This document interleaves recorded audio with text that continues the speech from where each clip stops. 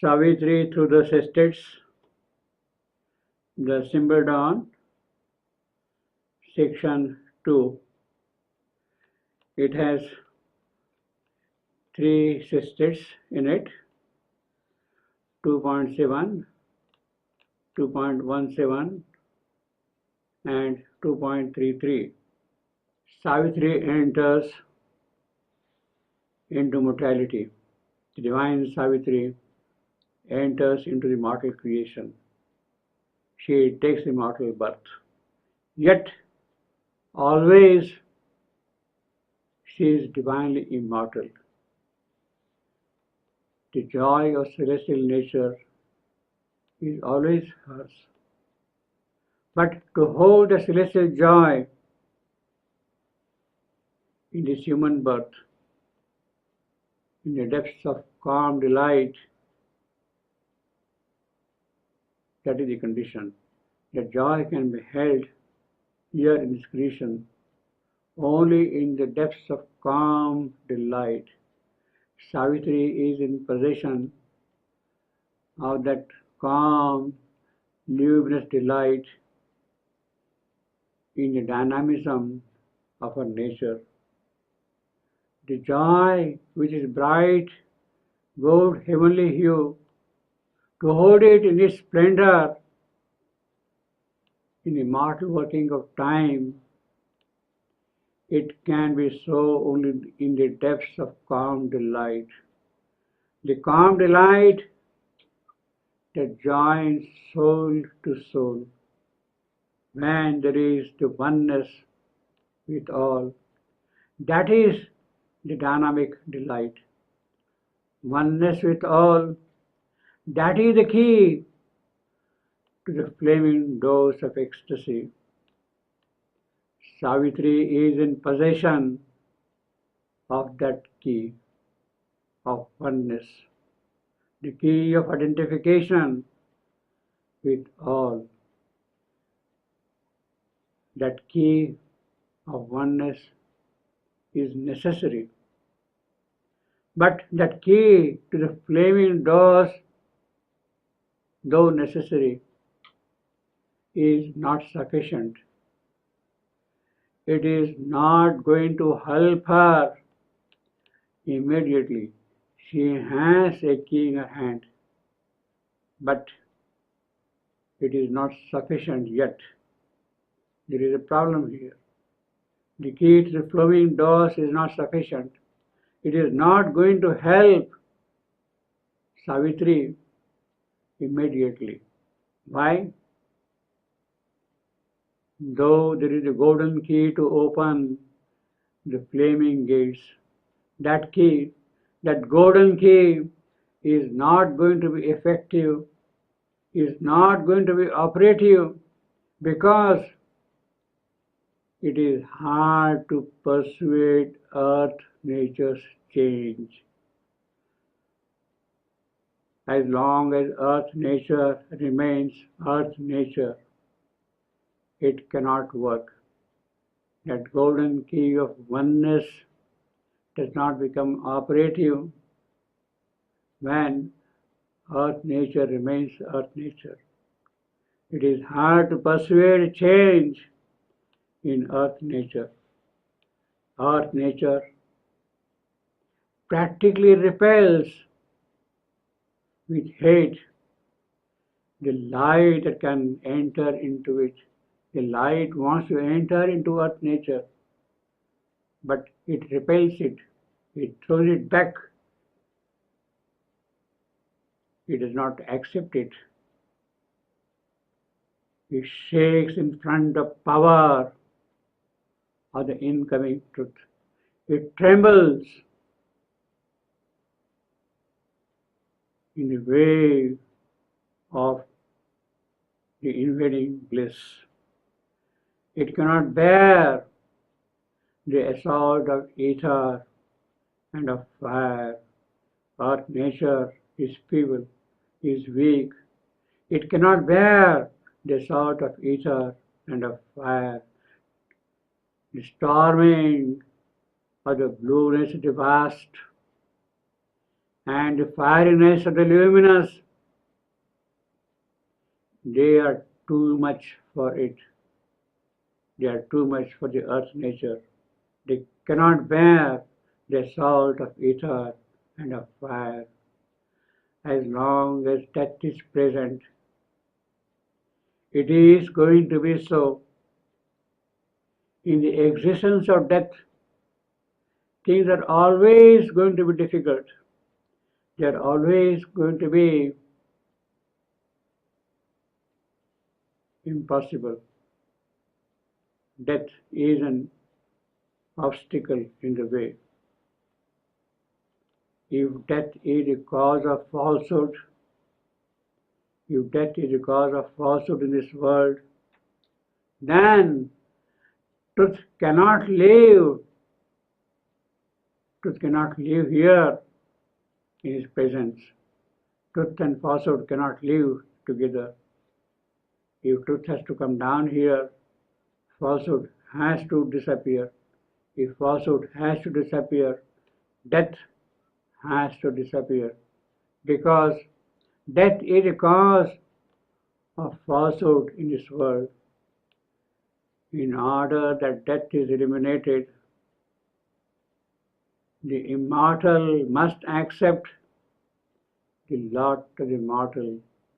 The immortal who wants to change earth nature, who wants to establish divine qualities, divine elements in this creation, immortal, he must accept the lot of the mortal. Immortal Savitri must bear the law of pain and suffering. She must experience the pain of this mortal world. She must deal with the dark past, the dark, terrible past, the repository of all that is undivine and anti-divine, past holding in it all that is undivine and anti-divine. It is that which Savitri must deal with. She must tackle the dark and deep past, the occult of the entire obscure past. She must put on life's obscure terrestrial robe. She has to do it, and therefore a fire has come, touched men's hearts and gone, and the world knows it not. Savitri has come. She has touched the hearts of men, and the world knows it not. Earlier, the omniscient goddess had come and gone. The divine afflatus spent, withdrew. Therefore, Savitri must live here with grief. To live with grief, to confront death on her road, that has become her lot in the human birth.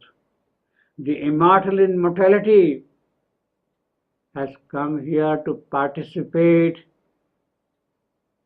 in its joy and grief, in its many-hued life, and in its somberness under the sway of stern, overpowering death.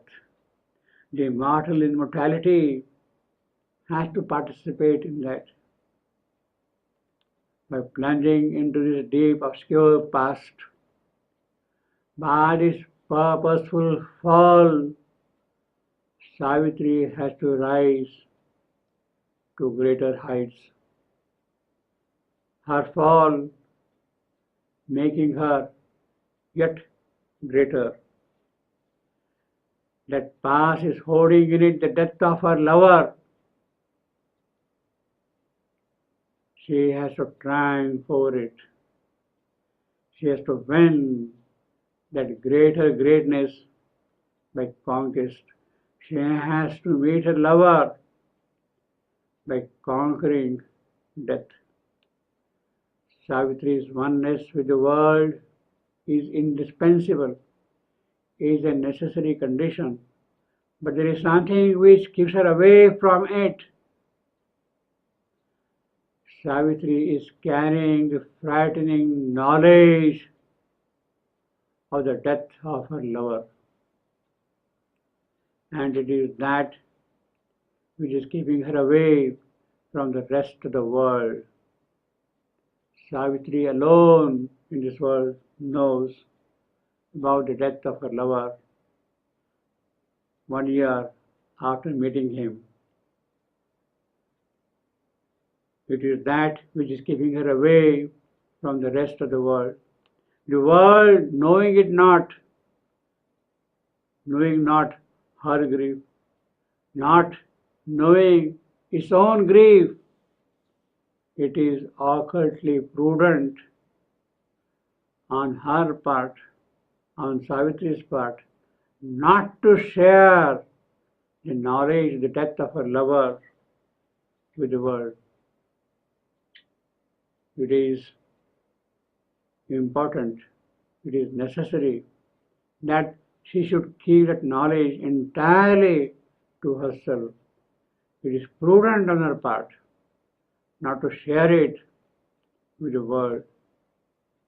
It is not going to be of any avail if she is going to share it with others. That is not going to help her at all in any way.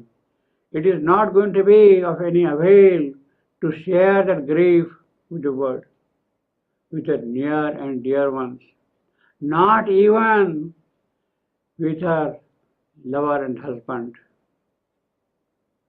On the day of death, she has to be alone, absolutely alone, necessarily alone, alone in the deep forest. Her rendezvous with death is lonely. It has to be lonely, lest human elements spoil it. In terms of its occult implications, from the occult perspective, in the complex dimensions of the cosmic operations, this is important that Savitri should keep that knowledge of the death of her husband with her, entirely with her. Savitri has to keep that knowledge of death entirely to herself, and she keeps it. She does it in the moment of her soul's despair. In this grim encounter with death and fear, no cry breaks from her lips, no call for aid, nor is there aid available, neither from men, nor from nature, nor from the gods. No help is available. In the moment of a soul's despair, in the grim encounter with death and fear, no answer can come to her cry. In the common life, as in the common human, to keep such a knowledge to oneself is an extremely austere kind of act, practically impossible. It is an act already full of yogic realization which Savitri is performing. To keep that knowledge entirely to herself is already an act full of yogic merit. This realization, this tremendous realization, this great, incredible yogic realization, she already has with her. She is before now a great yogini. Savitri has to bear the dreadful knowledge entirely by herself. What magnificent capability, what magnificent self-control, self-power, something absolutely remarkable, something exceptional.